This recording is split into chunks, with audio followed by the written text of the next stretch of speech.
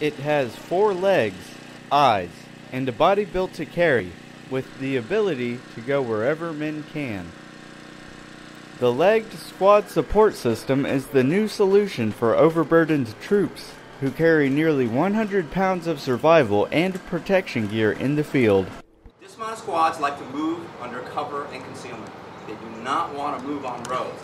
That tells you right away that if you're going to have a robotic platform, it must be able to go over logs, through streams. The Commandant of the Marine Corps, General James Amos, and Defense Advanced Research Projects Agency Director, Arati Prabhakar, saw a demonstration of the system at Joint Base Myer-Henderson Hall, Virginia, and learned about the 24-month initiative designed to refine and enhance the program. Now that you've got a capable platform, it's now taking the sensors, making them much more effective. They're already effective, but taking it to a new level so that not only it can perceive the world around it better, but it can interact with the Marines better. So that's what you're going to see over the next 24 months is how do you make it more effective in the hands of those Marines out in the field. Once complete, this beast of burden could take the load off troops, allowing them to focus on their mission. So everything we do, we endeavor to lighten the load, but where LS3 is particularly effective in that regard is the fact that it takes equipment directly off that Marine's back, whether it be mortar base plates, whether it be ammunition, spare ammunition, whether it be packs, a lot of different areas. Corporal Christopher Baines, reporting from Joint Base Myer-Henderson Hall, Virginia.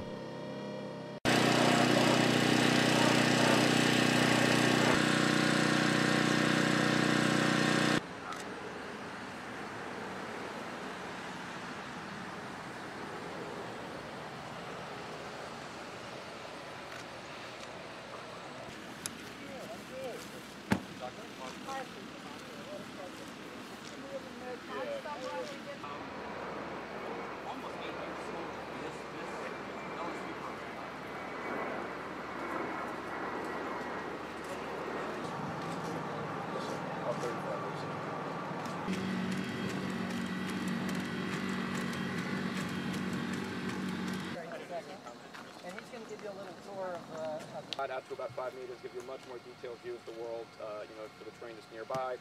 All of those cameras work day or night. They're all illuminated. Same controller could be used to control a UAV. Someone help me on what all the other things are. The UGV, sir, we use this with a Gus as well. Vision system.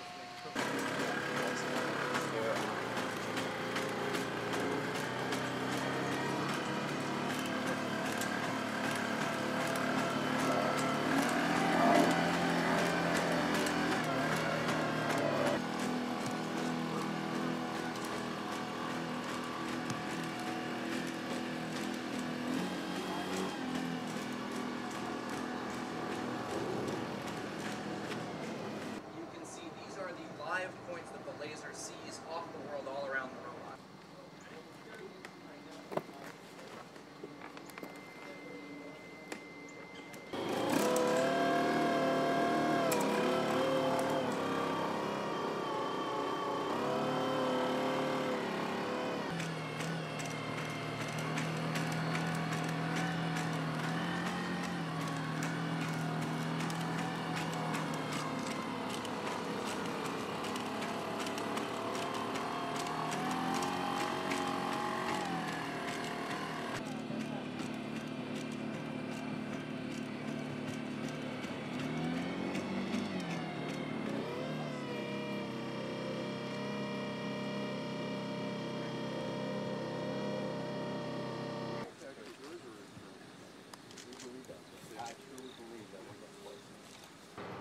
We have to put enough smarts into this robot so that it can create a path through complex terrain while tracking the squad leader and other members of the squad that may be weaving in and out as they're conducting their tactical operation.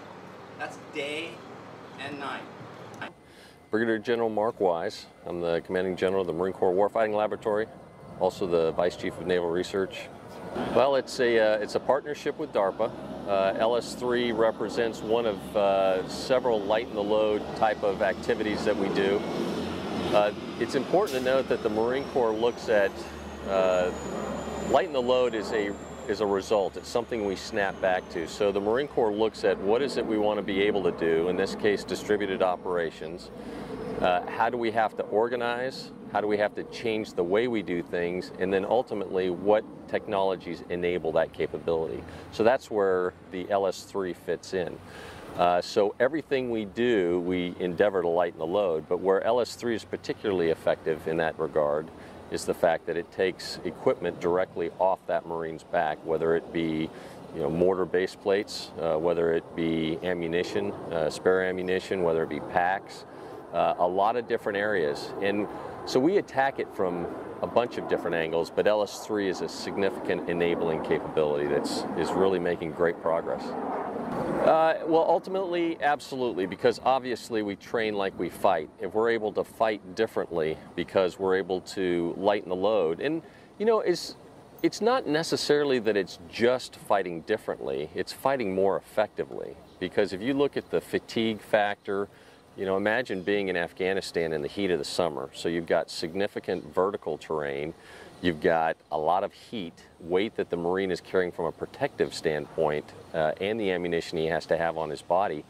You can imagine the fatigue starts to pick up rapidly. Now you put on, a 100-pound pack, and you put on other pieces of equipment, and you really start to fatigue him quickly. How does that affect his aim? How does that affect his ability to relate with the local population and to gain support?